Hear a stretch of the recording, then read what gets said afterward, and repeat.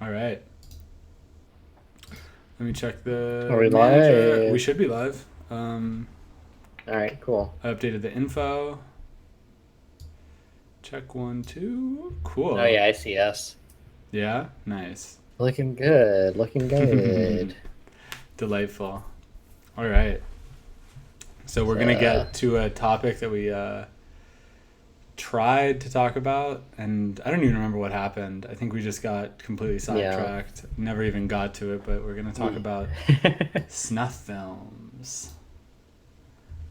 Yeah, And everyone's favorite. yeah, exactly, and what that means, and what and actually, it's funny. The first thing I'm looking at that book that we were talking about, Killing for Culture, Mm-hmm. and one of the very first things that's brought up in the introduction is that Edison film that we talked about ages ago, of Oh, sure. the stage execution of of like a prisoner of war, which is cool. So that's I Mm-hmm. guess that's where it all starts. Yeah. Um, yeah, where to begin with this? So I think the thing that sort of I guess to frame the perspective that I think we're both kind of coming from, Hmm. we read when we were teenagers a Cinema Sewer article about snuff films around the same time, I think. Yeah, definitely. I think sort of clued us into what's really going on with snuff because it's I think something that everyone sort of has like some sort of like loose understanding of or some Yeah, conception of. it's such a lurid idea that it Um, kind of is.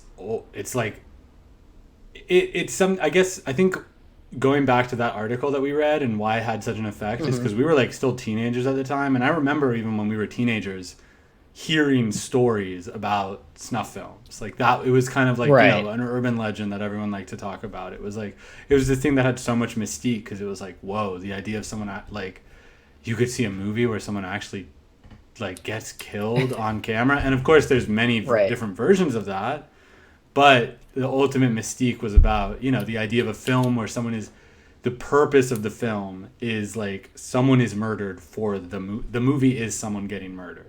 It's not just incidental Right. So yeah, so footage. so the Cinema Sewer article makes the distinction that I think like obviously there are lots of like on-screen depictions of death that are, like real death. Hmm. And there are plenty of examples of that, but the sort of difference that Robin Boogie lays out in this article on that is sort of like the original meaning of snuff film from like the 70s, which is when the term sort of originates, Hmm. is that it's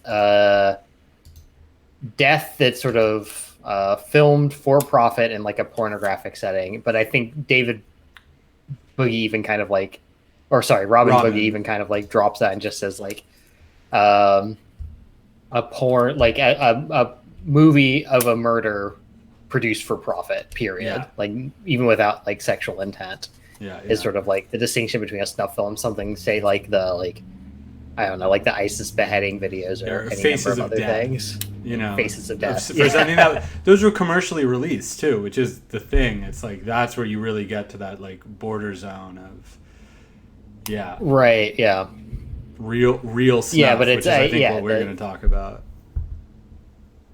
yeah it's the it's a but the different the key difference is like a murder that's committed for like profit in like a sort of like video retail space, Yeah, yeah, yeah, like yeah. It's right. Like it's not even someone like profiting off of a murder that has been committed. Someone sort of taking the extra step and committing the murder themselves exactly. Yeah, yeah. for the It's the purpose murder. of The murder filming is it and part of selling the it. production. Like that is the production of the film Yeah. is killing someone. Like that's the idea. And so That's this the mythology of the this snuff film. right. And so what Robin Boogie kind of delineates is like the shady origins of this term and then the fact that like no one is really able to produce an example of a snuff film. Yeah. You like by the definition, obviously there are like yeah videos and movies depicting death, but nothing that sort of qualifies under the definition as it was originally laid out. Mm-hmm. Um, and so yeah, so we have the Wikipedia page open. I'm sort of refreshing myself on a lot of this. I Yeah. just skimmed the Robin Boogie article really briefly. And I want to say I found an article when we were doing research many weeks ago that I think Robin Boogie kind of like cribbed a bunch of stuff from, and I feel bad that I don't remember what it was because this is like a weirdly well researched like Cinema Sewer article. Yeah, yeah.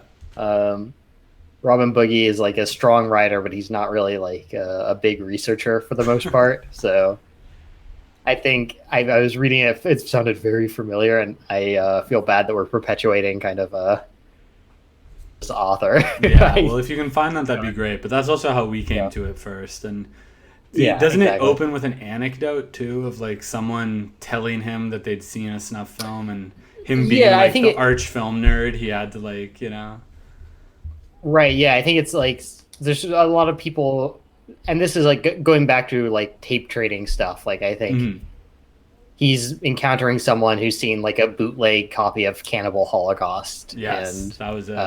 Yeah, like believes it to be like a film depicting like the murder of real people. Yeah, yeah. Yeah, I mean that's a great. Basically. One. Sorry, we can get to Cannibal Holocaust later, but that is also a great play. It's great that he starts with that because that is such a. Yeah, there's a lot of good anecdotes about that touchstone. One. Yeah. But basically, just to do a super quick run through, I haven't taken notes or anything, but my understanding from like skimming a couple things really quick and sort of remembering, snuff as a term kind of comes about in the early 70s. Robin Boogie cites that there's like a New York Times article in 1975 that sort of really makes it national news. There's sort of these like whispers of like pornography where the big finish is like someone dying on camera, and there's a New York Times like blurb that runs. Let me see if it's good to read. But runs in 1975. Yeah, police are investigating the circulation of a bizarre brand of pornographic movie, which shows the actual murder and dismemberment of an actress on screen. Viewers of private screenings reportedly pay up to $200 to witness the film killings. Detective Joseph Horman of the police department's Organized Crime Control Bureau said Wednesday. And it sort of goes on like this, but this is sort of like the inciting incident that really like propels the myth of the snuff film that's sort of been like here and there throughout the early 70s, like into the national spotlight. Robin Boogie goes on to sort of poke holes in this Detective Horman's credibility. Says that he like often seems confused about like what a snuff film is and calls them like slasher movies, and like just kind of like doesn't really seem very reliable. But basically from this point, this sort of inspires the release of Snuff, which we have the poster for up on the screen, right? Yeah.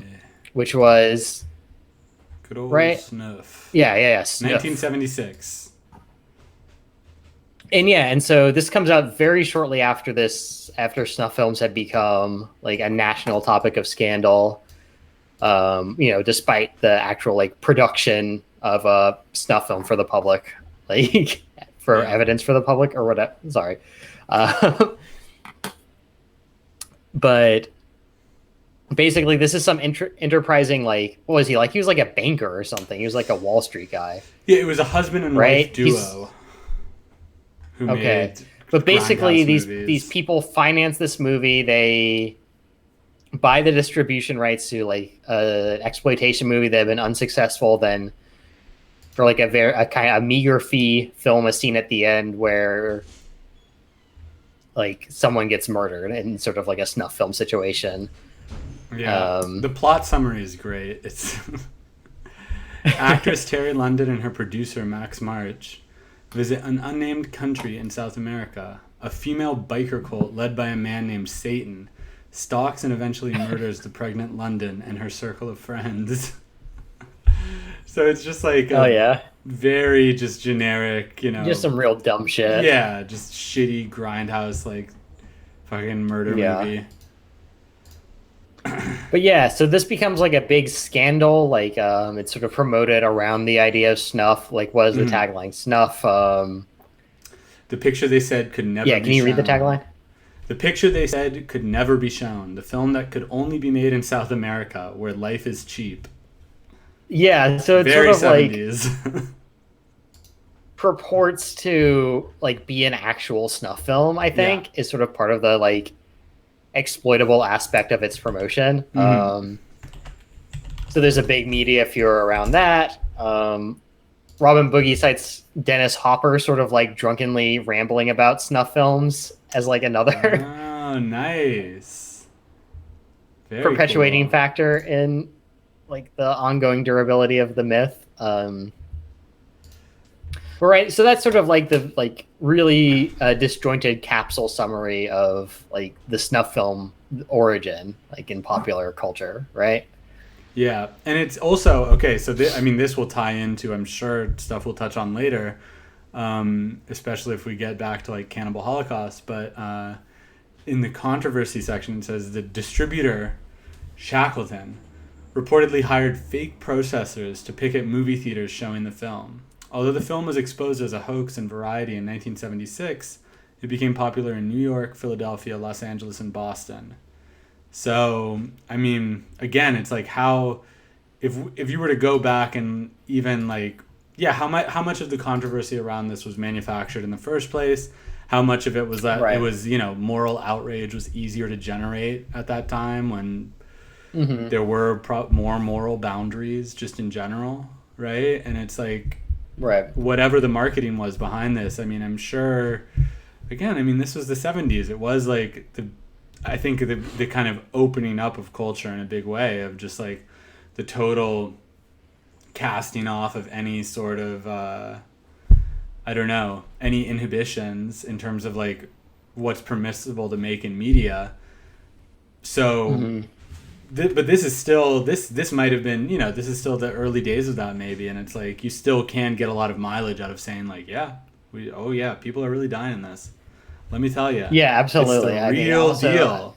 And then a bunch of fucking a crazy time before the internet Protestants. where Yeah, it's harder to exactly. sort of like poke holes in these things. It's harder to poke holes. You see one article in like a weekly news magazine or whatever about this like snuff film premieres in the down and out like the filthy theaters of New York City, and then you go and Yeah, like pick at your movie exactly. theater. Yeah, seems totally believable. But yeah, it's also yeah, just like this the filmmaker, or not the filmmaker, I guess, but the producer, what's his name? The Hit producer upon a really novel sort of Shackleton, like, Alan Shackleton. So he's the guy who's yeah, kind of cited as kind of really creating the like, popular myth of the snuff film. yeah, so he like really like hits on something exploitable that like, and it's like lightning in a bottle. Like that stuff really only works Mm, once. Like you can think of yeah, like the Blair Witch Project. exactly. Perfect Like there's example. like no found footage film is able to like pull the same trick again. Yeah. I And mean, it's shit. like like instantly corny as soon as it happens. Yeah, yeah. But that first time, it works, and it really does Yeah, work. I it remember gets you. watching Blair Witch, the first time I saw Blair Witch, and I was too old. I was like 13 or 14, and I was like, "Is this real?" Uh-huh. Like it's Yeah, if yeah, if yeah. you're uninitiated, it really it's and you've only really been like you haven't been exposed. You've only been exposed to the mythology of it, and not the disproving of the mythology. It really works on you. Hmm. Yeah, exactly.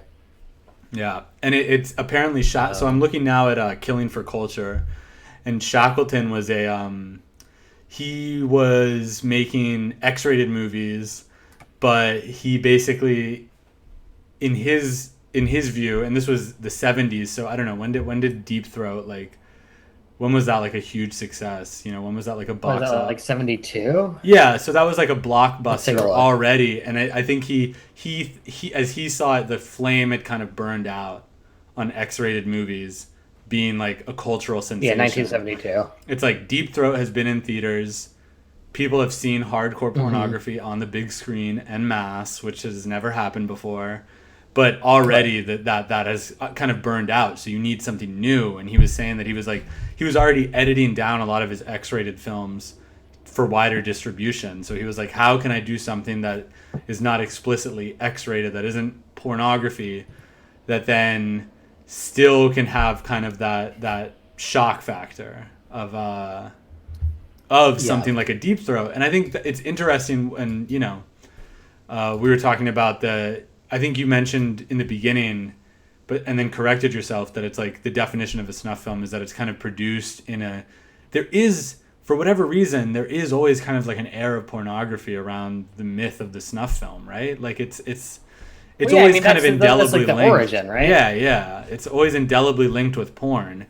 And it's like, probably because it was the same people who were making porn who were trying to like create the myth of the snuff film, because they were just kind of, provocateurs and like, yeah, I think that's right. shock merchants.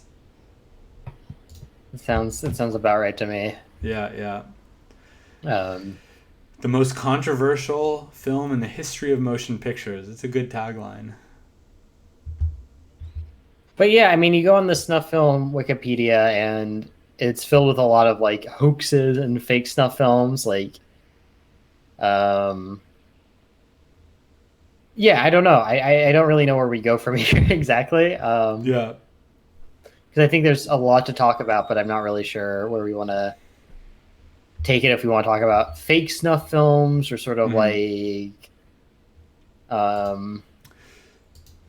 hoaxes, obviously like continue like snuff the movie. Like obviously like Cannibal Holocaust was something that was like passed around as a snuff film. Yeah, and wasn't it, okay, so correct me if I'm wrong, but wasn't that like intentionally part of the marketing by the director? Or no, didn't he? Yeah, I mean, I think it's like a fake it's like a mockumentary. So I don't know exactly like. But wasn't I remember, and this might be one of those things that is like totally apocryphal at this point. Like maybe it's something that I read years and years ago and I just assumed to be true.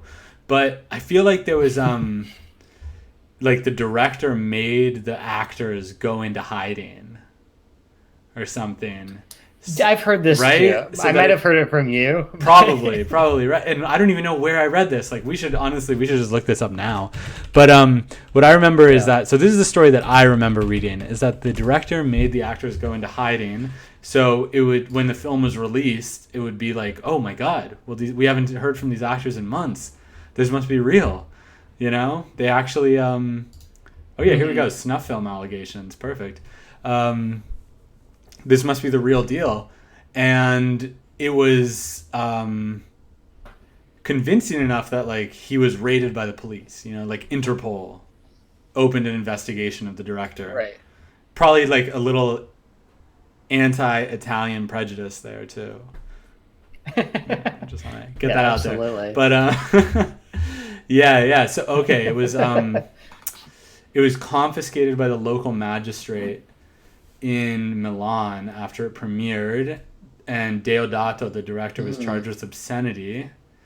All the copies were turned over to authorities. The film was released in other countries like the United Kingdom's via subterfuge. That sounds cool. And that's in a print interview, unfortunately, but that would be fun to read. In January 1981, during the film's theatrical run in France, the magazine Photo suggested that certain deaths depicted in the film were real, which would make Cannibal Holocaust a snuff film. Following the publication of the Photo article, the charges against Deodato were amended to include murder. So this is the Italian courts at this point. This is crazy. The courts believed that the actors who portrayed the missing film crew and the native actress featured in the impalement scene were killed for the camera. And that impalement scene is like fucking insane. I mean, I understand. Incredibly gnarly. You've never seen anything like this. I mean, yeah, it's... Compounding matters was the fact that the supposedly deceased actors had signed contracts with the production which ensured that they would not appear in any type of media, motion pictures, or commercials for 1 year following the film's release. This was done in order to promote the idea that Cannibal Holocaust was truly the recovered footage of missing documentarians. During the subsequent court proceedings, questions arose as to why the actors were in no other media if they were alive, as Deodato claimed. And all the sources for this, though, are interviews with him. So take it with a grain of salt. To prove his innocence, Deodato had Luca Barbareschi get in contact with the other 3 actors, and the 4 of them were interviewed for an Italian television show. Deodato also exclaimed in court how the special effect of the impalement scene was achieved. A bicycle seat was attached to the end of an iron pole upon which the actress sat. She then held a short length of balsa wood in her mouth and looked skyward, thus giving the appearance of impalement. Pretty good. Very impressive. Yeah. Yeah. Good behind the scenes Cunning photo Italians. too on Wikipedia. Yeah, I mean seriously, just going so there is I don't even know how to articulate it, but there is something very Italian too about that, like, really fanatical devotion to, like, it must be perfect. The myth of the film must be, for like a shitty fucking B movie, that it's like you put that much work into. You know, it's absolutely wild. We have to convince them. Well, yeah, they're hooked on the fake snuff film, right? Yeah, well, I mean, this is like Mondo, right? Like, this is, I mean, Mondo is a distinctly Italian genre, which often features real scenes of death. Like, if you watch Mondo movies, you see some pretty fucked up shit. It's just not staged for the camera. So, again, that's the distinction that we're coming back to, is like, you know, there's plenty of death on camera. That's actually like depressingly common, you know, especially now with like cell phone video. But yeah, in terms of, again, a commercial production of filming death, that's the open question. That's the one where it's like, you know, it's an enticing idea, but, like, does it actually exist? Like, I don't know. Yeah, seemingly not. See, exactly. You'd think, but who knows? Yeah. I mean, there's, and again, you think there would have been one recorded instance of it? Yeah, exactly. There would be a bootleg, I think, or yeah. I mean, the other sort of notable instance on the Wikipedia, which is an instance I like a lot, is the Hideki Hino movies. Oh, yeah. Yes. The guinea pig films. Which I've never seen. Oh man, I tried. Right? They're just horrifying.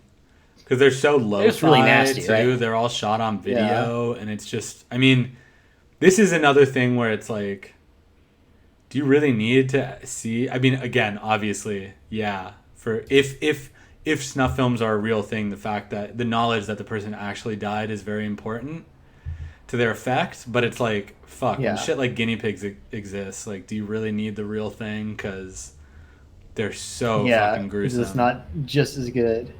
But yeah, I mean, a little background about Hideki Hino too. He's a sort of legendary horror manga artist. Yeah. And yeah, I think this is really like what you need. Like, I remember this is actually a Dave Walter sort of like lesson that he gave me, is like, Hideki Hino, Junji Ito, and Soichiro Maruo. That Junji Ito sort of draws these incredibly like depressing, like unpleasant things, but is actually seems like sort of a well-balanced kind of guy. Hideki Hino kind of drives these like cartoony like horrors, like they're like very stylized and silly. Yeah, big eyes. But like he's like a true fucking pervert. Just like sort of really comes up with like deranged ideas, and sort of the point of the comics is often just to sort of like torture and like humiliate like the things he's drawn. Like they're and these films that he made are like expressly like about like torturing and murdering, like very classic sort of like cinema studies, like the sadism of the filmmaker, just like you're making this universe to toy with it and like wreak havoc. Yeah, and they get increasingly crazy. I think the first one is, and I remember being really freaking myself out as a teenager, just reading the descriptions of these pre any of this Yeah. shit being on like Wikipedia. Like these were not, really in the public consciousness. It was definitely in like either a magazine or some fucking film freak website. But Yeah. yeah, the first one is they get increasingly fantastical too. So I remember the fourth one, it involves a mermaid. So it's like at that point it's like totally Right. jumped the shark. It's like weird as fuck. But the first one is I'm pretty sure it's just like a bunch of guys kidnap a woman and just like mutilate her. And that's it. Yeah, and so That's and the whole this movie. and so this film sort of like lives in infamy beyond its creation because I think in the early 90s, I think Charlie Sheen got his hands on like some X generation dub of Yeah. the first guinea pig film, and I believe contacted the FBI because he was so concerned by what he saw. Yeah, yeah, which again is another like another point to the in the column of like, do you really need the real thing? If it's like Yeah. this fucking convincing. I mean, I'm sure again if you're like a horror Oh no, I freak, mean think about like the fucked up like Charlie Sheen's like fucked up like media consumption in general. Like yeah. think about the Exactly. shit that guy's watching. Exactly. Well, I mean, again, he probably had access to all the shit that all the crazy stuff that we saw on like Rotten.com and LiveLeak. Like he was probably watching that on like Betamax. Like. Oh yeah, no, for sure. Where was he getting this in the early 90s? Exactly. Yeah, that's true. You gotta have some like deep fucking pervert connections. Seriously. Yeah. No, I never even thought about that. Yeah, because I mean these. I'm sure. But yeah, I mean there's you can find them now that you can stream everything, but like finding a physical copy of these must have been nearly impossible. Yeah. Like yeah, no, I mean this was I'm sure this was hard to find in Japan too. This is absolutely nowhere. Just yeah, I mean these sort of have a life of their own. I think like what is there? There's that fuck. I'm trying to remember what the guy's name is, but he's like the like otaku murderer. Like he sort of is the guy in Japan who goes on a killing spree of like school children. I think. Whoa. Holy right, shit. and he's yeah, I believe these are found in his possession among other things, but like there's sort of like in Japan there's this sort of like negative stereotype around the sort of like otaku Yes. is due in large part to sort of like the media sensation around this guy's case. Okay, cool. No, I remember he hearing was like about a this. big So fucking like anime freakazoid. he had guinea pig? I think so. I hope I'm not misremembering that, but I wouldn't be think, surprised. I think it turns up in his stuff. Oh wait, yeah, it's in the main. Um, The guinea pig series has garnered controversy for its depictions of violence. One or more entries in the series. Okay, obviously. One or more entries in the series were suspected to have influenced Tsutomu Miyazaki, a serial killer who kidnapped and murdered 4 young girls. okay. Yeah. So yeah, so maybe I don't remember when his murders happened. So maybe that's why they're so available in like tape trading circles. Yeah. They sort of like gain this infamy through this. Yeah, right? and number 2. Does that timeline make sense? I mean, it totally does. Yeah, yeah. And number 2 is the one that was that Charlie Sheen. It mentions it here. The Charlie Sheen incident, and it was like withdrawn from distribution. But yeah, I mean, I'm sure, because that's the type of thing too. Is like if you are one of these like, if you are like a hardcore, like, underground film freak, it's like the more you want. Like Cannibal Holocaust was a thing that was cool because it had this mystique about it, right?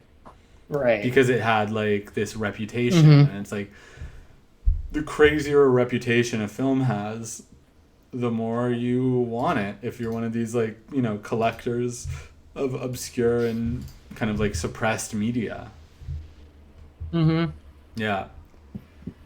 I mean that yeah, holds no, I for wonder where everything at this point that has like a crazy backstory, but yeah. Yeah, totally. But yeah, I wonder where that sort of energy goes, right? You mean in terms of like the Like, filmmakers?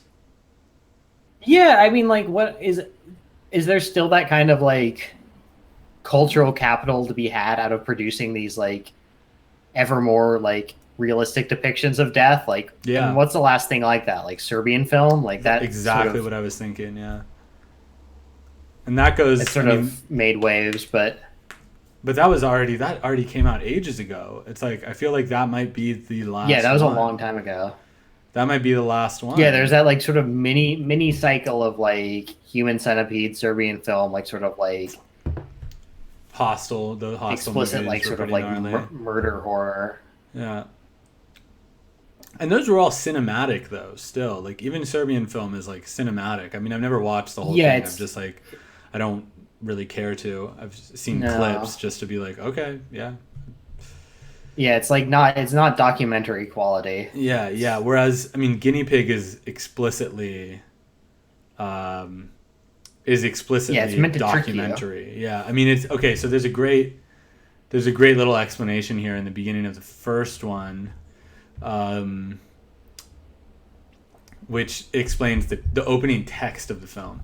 The film is presented under the guise of being a video sent to director Satoru Ogura with opening text claiming the following. Several years ago, I obtained a private video under the title Guinea Pig. Its commentary said that this is a report of an experiment on the breaking point of bearable pain and corrosion of people's senses. But it was, in fact, an exhibition of, it was an exhibition of devilish cruelty as three perpetrators severely abused a woman. Note, guinea pig is defined as any experimental material. Well, something might have been lost in translation there, but still, that's the opening crawl. Yeah, I think the gist gets across. Yeah, yeah, yeah. Yeah, I mean it's Um, and it's what's maybe it's just that. So when did Serbian film come out? Because that would be an interesting. I want to say 2011. That's 2012, exactly. I was thinking that time frame, 2010. So I mean, we probably Okay. yeah. So I mean, again, it's a thing of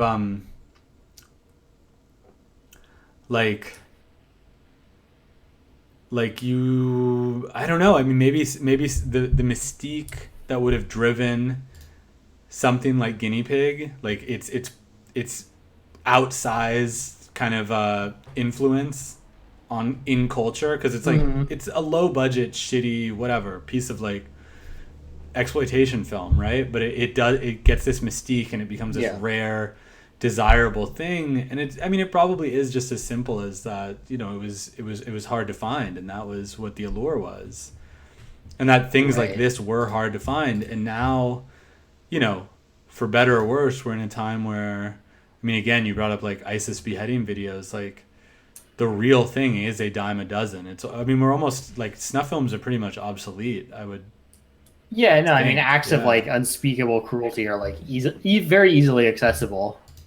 yeah, Um, increasingly so. and sort of Maybe less so now, even yeah, because the internet has been like walled off in some ways. But there was definitely a point there where this shit was like people were posting ISIS beheading videos on Facebook and shit. Like sure, there was yeah, an era when that was like commonplace. So I mean, maybe it's yeah. just No, like, it's easier to scratch that itch for sort of authentic violence or whatever. That sort of curiosity. yeah, yeah, It's easier to say, and that feels like a trite point to make, but I really think like like if we're specifically talking about like this sort of cultural currency that like made things like Snuff and Cannibal Holocaust and Guinea Pig and these sort of like increasingly like yeah. well produced or like The arms race. not even well produced but sort of like meticulously produced That's exactly what it like is. Yeah. images of violence, like there's really just not the same need for that, right? Yeah, yeah. I mean, again, because it's like, I guess Faces of Death was probably a precursor to what we have now, but at a certain point, it's again, yeah, there is so much. Like the world is just like a violent place, and people die just by happenstance in front of cameras all the time. Like as Yeah. all of life and reality and existence is increasingly recorded.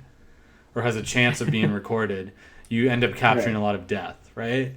And you see it's the fidelity of things decreasing to the point where you get something like Guinea Pig, which is shot on video, really, really like. I mean, it's you know it's everything about that makes like video so that makes consumer home video technology so interesting is that you can get so intimate. It feels like you are just watching someone's like intimate recordings. You're on the other side of like the camcorder or whatever, right? It's like all of that allure and having to fake that is gone once you can get the real thing so easily. Yeah. Yeah, definitely. And then Serbian film is obviously like incredibly over the top absurd with, you know, it has what like infant rape and shit. I mean, it's literally it was they were going for kind of like virality with that one. Yeah, this sort of. But it wasn't. Oh yeah, absolutely. Well, yeah, I mean, there was sort of like that. Those like 5 years, that was like a like marketable trend in cinema. That was like a way to make a profitable movie. It was just like more sort of like Baroque kind of like. And I mean, I'm sure that comes from the popularity of like torture porn movies in the like mid to late aughts, like the like Hostel, and the next evolution is just like. Yeah, Saw, Hostel, like, but those things, and then like the next logical step is like Human Centipede and Serbian film, and there's really not like you can only up the ante so high. Exactly. Yeah, you could, because those are already so fantastical. It's like, and at a certain point, if you push it any further, it's just going to be ridiculous. And I mean, maybe like maybe what we're really holding out for is like for a true like surrealist murder porn, like. If I would be interested to see what that. But it's just such a different. It's just such a different cultural moment, and you know, I don't know. I know there are people who like study torture porn as a genre and things like that. More to say about it, but like, yeah, for whatever reason, this is just not what the taste is right now. And I think a Serbian film would be as profitable. Yeah. It came out today, and they both Guinea Pig and Serbian film, those two strains of, I don't even know what we want to call them, just like death on film, like faux snuff film or whatever. You have both of those strains in Snuff in 1976 too. You have the fact that it's like it has the scenes that are meant to be interpreted as like real murder. That are they do that through like lo-fi and like I was reading that it's like they kind of the final scene where the pregnant woman is stabbed to death, they like let it run on really long, so it seems like it's like, oh no, like this wasn't supposed to be shown, like this is after the cutting point, you know, like they're using kind of the language of cinema to like trick the viewer into thinking like, oh wow, we're not supposed to be seeing this is the real deal. Right, so that's kind of the Guinea Pig family of these types of films, where you use kind of bad filmmaking to make it seem believable, and then you have the spectacle of advertising snuff, the advertising blitz of snuff film, which is like, this is the real deal. You're gonna see death on screen, which is that's the Cannibal Holocaust, or not the Cannibal Holocaust. Well, also, but that's the Serbian film school, where it's just like, this is so twisted and fucked up, you won't even believe it. Like, just again, like the controversy generating aspect of these films, because again, I mean, it's increasingly hard to make money off films, so it's like obviously people are going to do this shit if someone has their entire life invested. No, I mean, like that's been around as long as cinema has, right? Like that's like what exploitation film is. Like you can sort of produce things simply, and you find some hook that people are interested in, and they'll pay money for it, whether or not it's good. It doesn't, the quality of the film doesn't matter. There's some like quality about the film, or like some like, element about the film that is so enticing that it doesn't matter if it's a piece of shit. Yeah, exactly. Exactly.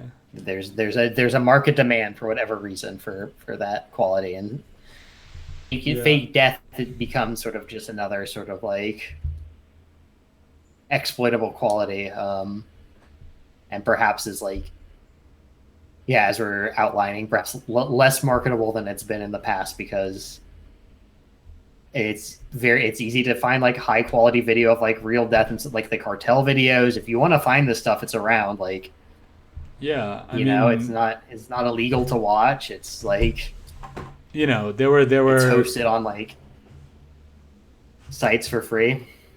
yeah, yeah, and it's been, I don't know, I feel like there would definitely, like, there's a lot of people our age who saw probably things that could be categorized, although they weren't made for profit, could be categorized as snuff films, just in terms, like, I'm thinking of, okay, did you ever see, and this is something again that I've only ever seen like snippets of, I've never watched Uh-huh. the full thing because I have no desire to, but I think it's called Three Guys One Hammer. You familiar with this? Oh, sure. Yeah, Yeah, I know. I totally never watched infamous. that. Yeah.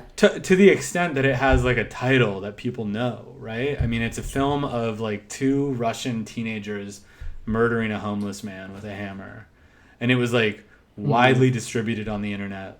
And probably, you know, it was probably on sites like Rotten where people are like, "Oh, Yeah, Live Leak. I'm tough." Like I'm, Yeah. you know, there was shit like the Pain Olympics, like where it was just like Hmm. increasingly fucked up videos, and it's like, can you watch all of these, can you make it through it? And yeah, it just becomes, again, Yeah. it's just like how, if you're raised, not even raised on that stuff, but if that's just something that's like a happenstance part of your adolescence, like how are you gonna get, you know, something like snuff would never be able to have that same effect on the culture again. It was just Yeah. like, No, you it was a can't get total so worked flash up in the about it. It's pan, and just once you've done it, you could never do it again. Which is kind of just no, the exactly. rule Yeah. with all of these things. It's like, again, like guinea pig. It's like a, every single one of these is just like a Pandora's box. It's like one and done. Like you cannot repeat the gimmick. Once you've raised the bar, Yeah. like it has to be raised again, and until it's raised again, it's just like everything else pales in Yeah. comparison. Absolutely. Yeah. Yeah. No, I mean, yeah, and people will continue to, find exploitable forms of violence on like in cinema. Like I don't think that's gone, but Yeah.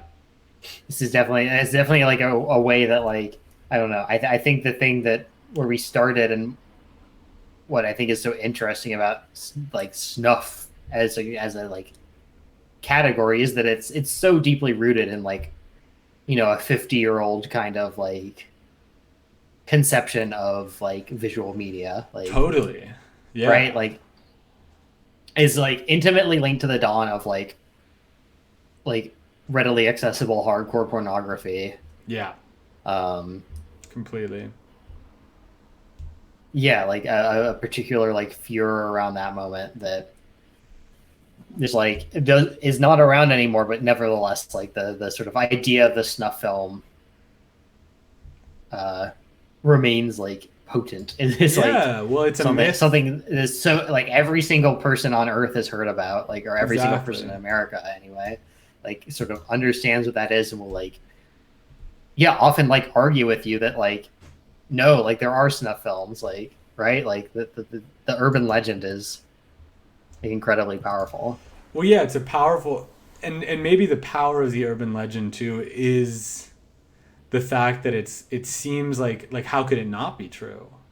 Because the movies, the things that are so readily available are already so perverse. It's not like a huge leap of the imagination to think Yeah, like, oh, exactly. well, yeah. I mean, and then again, I think the thing that the our view of things is like, well, if you actually sit down and think about like the infrastructure required for such a thing, and Hmm. like the risk versus reward of creating such a thing, it does start to seem pretty absurd when you think about it in those terms, Oh right? no, totally. Yeah, but yeah, and this is what when you talk to people about this, it always feels like you're being like, well, actually, like Yeah, so yeah, piddling, like people like call the ISIS videos snuff films or something. It's like, yeah, they are, but that's not like it's not what a snuff film like technically is or whatever. yeah, yeah, It's yeah. it's it's a video of death, but it's like what yeah, it's a pointless distinction, Yeah. right? And so it sort of Yeah. becomes like an expandable category. Yeah, I mean, and again though, in it's a pointless distinction, but still, it's like part of me does still wonder, like, did it ever happen? You know, like in the pre-digital days, Yeah, I mean, like, I maybe. mean, you don't know, like, Yeah, it's not it could have impossible. been. It's you know, there could be some far-flung corner of the earth, some, you know, far-flung film distribution market where, No, totally, or yeah. even like private trading circle where something like this happened. And it is really that, it is that really pedantic thing though of like being super specific about the criteria of what a snuff film is. Yeah. But it is, I think, important because then it's like there is, you know, there is the happenstance like death on camera, and then there's the Hmm. actual snuff film, which is like kind of the mythological thing that we're talking about. And Yeah, it exactly. Yeah, whether or it's not it exists, it has this huge place in the cultural imagination, which is, I think, what we keep coming back to, which is what makes it so interesting. no, totally. Yeah, it's yeah, a cultural product of a particular time that like yeah, I don't know. Its endurance is like endlessly fascinating to me. Yeah, yeah, that's outlived that time too. Like all the kind of outrages and Yeah, totally. controversies of 1976 are like are, you know, we've moved so far past them in terms of transgression, and yet the myth of the Hmm. snuff film is kind of like, it exists frozen in time a little bit. Yeah, no, I mean it's such a disturbing idea, I think, to anybody. Like Yeah, the idea of like sort of yeah, murdering someone for like to turn them into like a commodity sort of like through exactly. visual media is like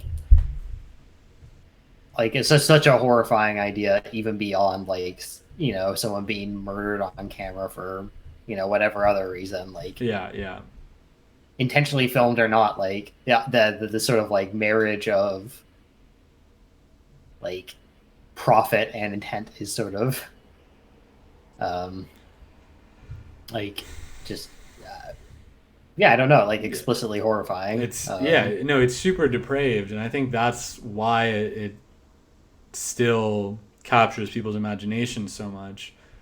To the extent that it's like snuff films really have a life in fiction far more than they do in reality, right? Like mm-hmm. media that revolves around where snuff films are kind of this, as this ultimate kind of transgression, perverse thing. Like they are present in so much media, which I think has probably like reinforced the myth of them existing in reality, or the idea of them existing in reality. And yeah, I don't know. We were talking about hardcore before this. We were talking about 8 millimeter. Yeah. True Detective comes to mind. Those aren't explicitly like snuff films, but just like Well, yeah, I mean, yeah, and the I mean, hardcore it videos are, explicitly is that yeah, like hardcore is like working from explicitly like the '70s myth of like snuff, and it's like you know something Paul Schrader has heard about and yeah, yeah, yeah, yeah. like decides to depict as Yeah. Do you like want to give sort a of the quick one ultimate horror of. I think I already have, haven't I? of hardcore? I don't. We Or haven't talked did I about it. not do? No, we were just talking about it Did I together. not do that? Okay. Yeah, yeah, Oh, okay. Sorry. yeah. Yeah. So basically, I think it's a 1979 Paul Schrader film. A a Calvinist sort of patriarch from the Midwest, I think like Wisconsin or something, um, whose daughter goes on a church trip to Southern California. And while she's there, she goes missing. He hires a private detective who uncovers that she has been performing in like hardcore pornography. And so this prompts him to relocate to LA to sort of integrate himself into the world of sort of like commercial sex to find his daughter, and sort of and these are sort of like increasingly escalating sort of like depravities that this like man who has this like this sort of view of this religious view that sort of seems more out of step with the modern world, like as he gets further into this like world of pornography and sex stores and things. And but do they depict that in the film? at one Is point, he like he's like an old time religion guy? yeah, he is. He's like, well, yeah, he's like a Calvinist. He's like, Yeah. like, and there's sort of explicit conversations that he has with people in LA about this. Like, Yeah. it's a really good movie, and like, I don't know, like Paul Schrader makes very like compelling movies about like religiosity and Yeah. sort of reckoning that with like the 20th and 21st century. Yeah. And even just like at that time, I mean, again, it's like the people, they're really like you could have people that were basically like, if you're coming from like middle America, like deeply religious background, and going to LA in the 70s, you're like a time traveler. You're coming from like, No, exactly. It's like going from Yeah. 19th century Germany to, Sodom and Gomorrah. Like, No, totally. or like future world total depravity. Like, have you The idea that a person could grow up without being exposed to hardcore pornography exactly? is like Yeah, I guess. unthinkable at this Yeah. time. Like, Have you seen it's just so. But sorry, but the depiction of snuff. I want to get to this really quick. I went on sort of a long-winded explanation of the movie.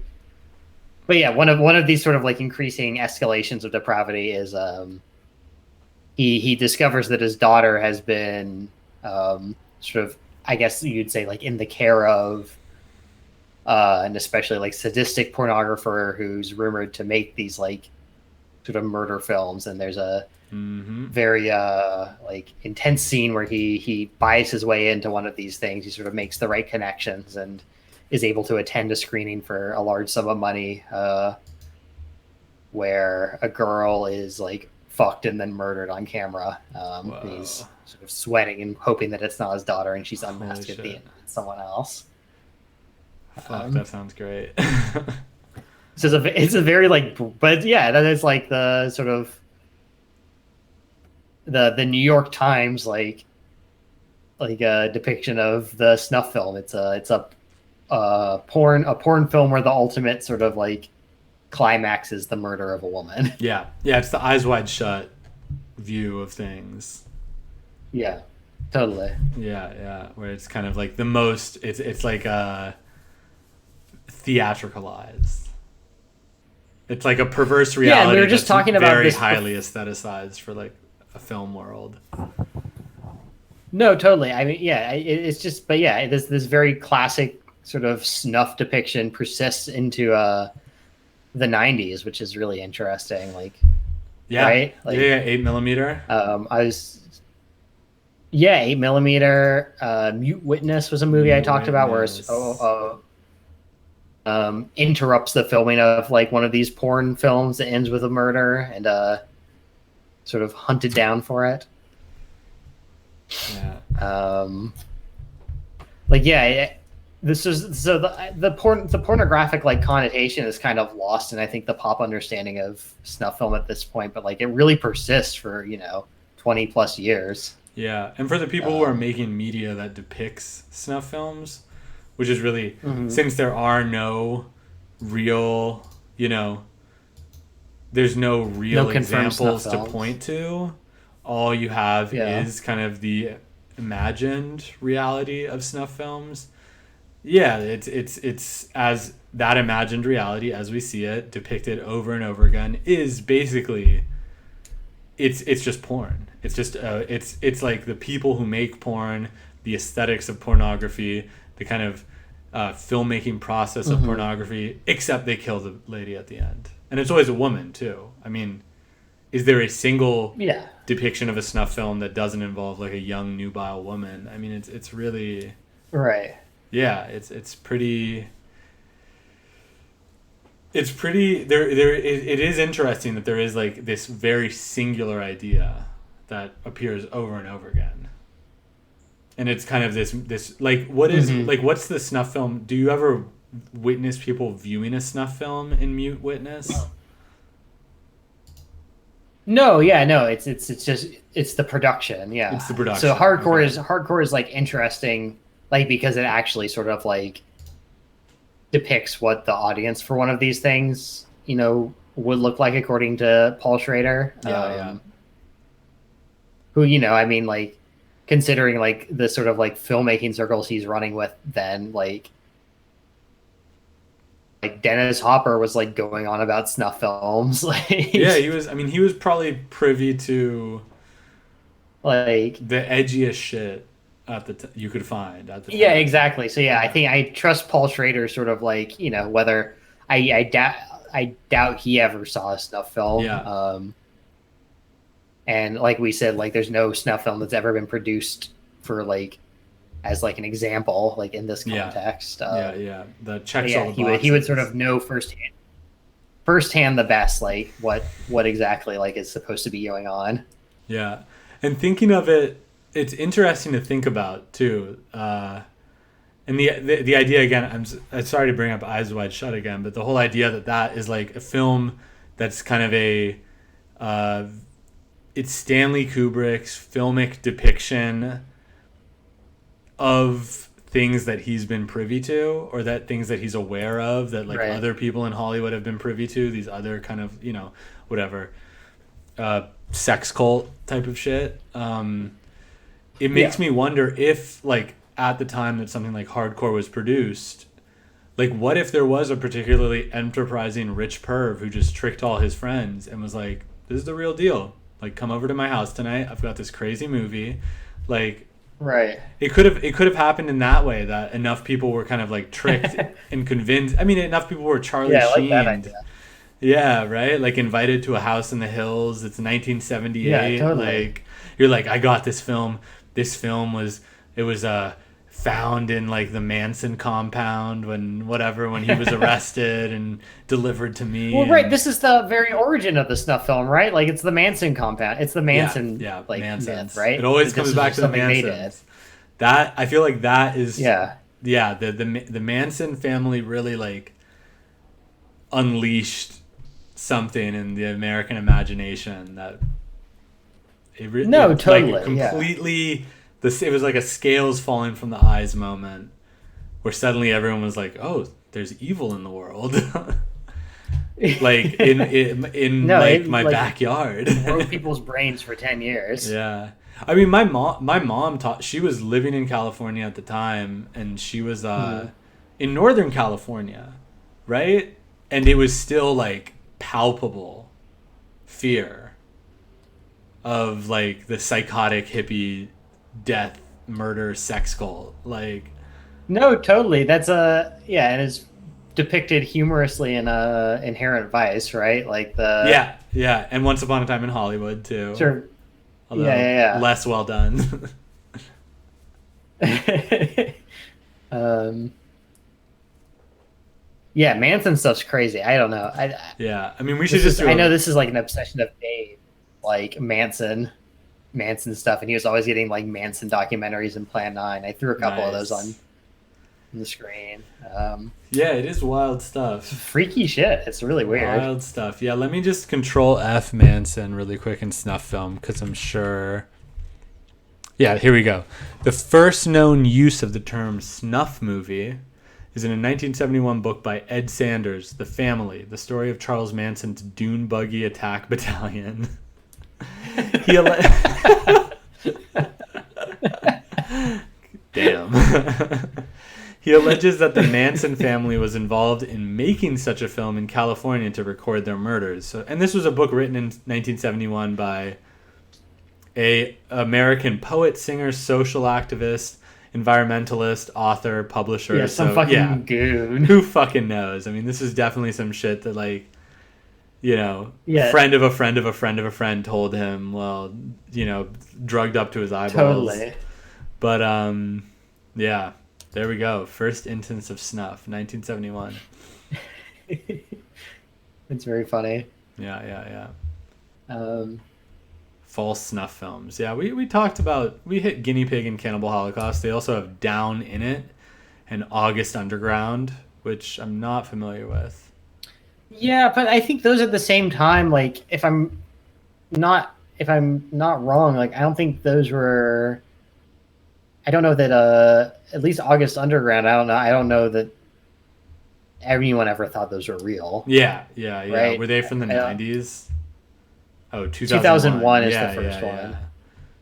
Like I remember those being at Plan 9. I never watched any of them, but like I think those are just like nasty. Yeah, they're just video Right? nasties. Like Yeah. Yeah, that's not yeah, I fooling think like anyone. yeah, Guinea Pig and Cannibal Holocaust are cool because they tricked people and Yeah. and yeah, and apparently, and at least in the case of the Guinea Pig films, allegedly sort of inspired a series of infamous murders. Yeah. I Although mean, who knows? that's probably, I'd say, the most fucked up thing to come out of all of this.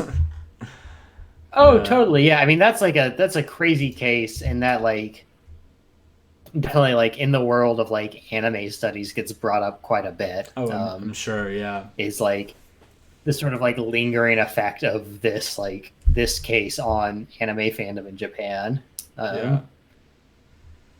Yeah. Well, according to a 2000, 2007 book by Jay McCrae, Nightmare Japan, Contemporary Japanese Horror Cinema, which sounds like it's probably, for a formal work of cinema studies.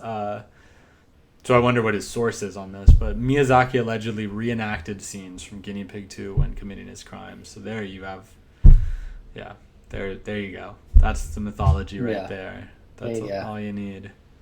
Mm-hmm. Crazy shit. Yes, indeed. Yeah, yeah. Well, yeah. I don't know. Do we have anything else you want to touch on before we wrap up? I think we've done about an hour. Yeah, I think we've done an hour, and I think we hit some good stuff. I mean, I think, yeah, we yeah, Leave this the lid is. open on this. We'll leave it open, but I think we made a nice through line through it. We kind of had a lot of things we wanted to talk about, and I think we managed to connect them. So that's the ultimate goal with this, right? No, Just totally. trying to connect. And A yeah, bunch I of think disparate getting Dave points. Church on would be great. This Yeah, is definitely.